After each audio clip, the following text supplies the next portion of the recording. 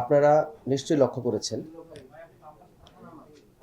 করেছেন যে ইদানিং বিভিন্ন ধরনের group, Telegram group, WhatsApp group, বিভিন্ন গ্রুপের মাধ্যমে জব প্রতারণা, স্বল্প মূল্যে শেয়ার বিক্রয় এবং বিভিন্ন ধরনের পণ্য বিক্রয় অথবা ঘরে বসে কাজ করুন, এই ধরনের বিভিন্ন আহ, আহ, আহ, বিজ্ঞাপনের মাধ্যমে বিভিন্ন গ্রুপ প্রতারণা করে আসছে।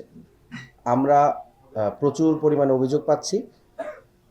সে অভিযোগগুলা আমরা জিডি আকারে পাচ্ছি, মামলা আকারে পাচ্ছি। প্রথমে আমরা এই অভিযোগগুলার কিছুটা সমাধান দিয়েছিও, কিন্তু আমরা ক্রমেই দেখলাম যে এই ধরনের অভিযোগ প্রচুর পরিমাণে বেড়ে যাচ্ছে। একদম সমাজের সকল স্তরের লোকজন প্রতারিত হচ্ছে। এই জিনিসটা আমরা যখন লক্ষ্য করি, ডিবি সাইবার ডিভিশন, ডিএমপির আমাদের ওয়েব বেস টিমকে আমরা দায়িত্বটি দেই যে এই প্রতারণার মূলে কারা আছে একদম সমূলে উৎপাটন করার চেষ্টা আমরা করি। এখানে বিভিন্ন ধরনের লেয়ার আছে, first layer, second layer, third layer. সব লেয়ারগুলো আমরা পার হতে আমরা এই প্রতারণার একদম মোটামুটি মূল পর্যায়ে যেতে পারি। সেখানে দেশি বিদেশি একটি চক্র কাজ করছে।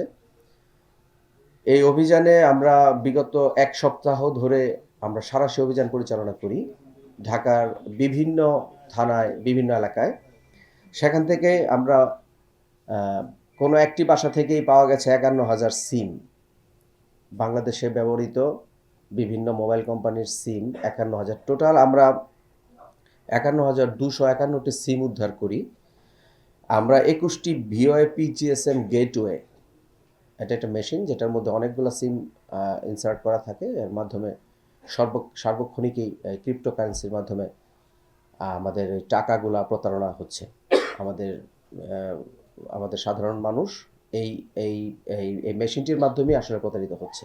যত টাকা প্রতারিত হচ্ছে সে সব টাকাগুলো এই মেশিনটার মাধ্যমে, ক্রিপ্টোকারেন্সির মাধ্যমে দেশের বাইরে চলে যাচ্ছে।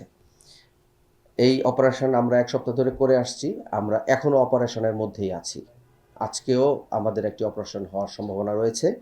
এই টোটাল অপারেশন করে আমরা 5টি ল্যাপটপ, ৫১,২৫১টি সিম, বিভিন্ন ব্র্যান্ডের প্রায় 50টির মতো মোবাইল, 47টি মোবাইল এবং 2টি সিপিইউ আমরা উদ্ধার করতে পেরেছি এবং দেশি বিদেশি আমরা 8 জন নাগরিককে গ্রেফতার করেছি।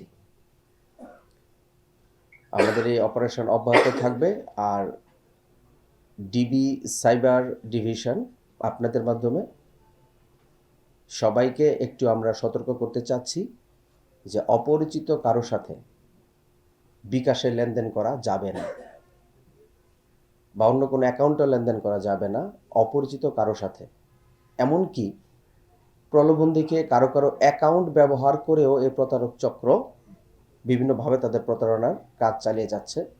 অনেকে বুঝে না বুঝেও সেই অ্যাকাউন্ট তাদেরকে ব্যবহার করতে দিচ্ছে এবং বিভিন্ন ধরনের আইনি জটিলতার সম্মুখীন হচ্ছেন।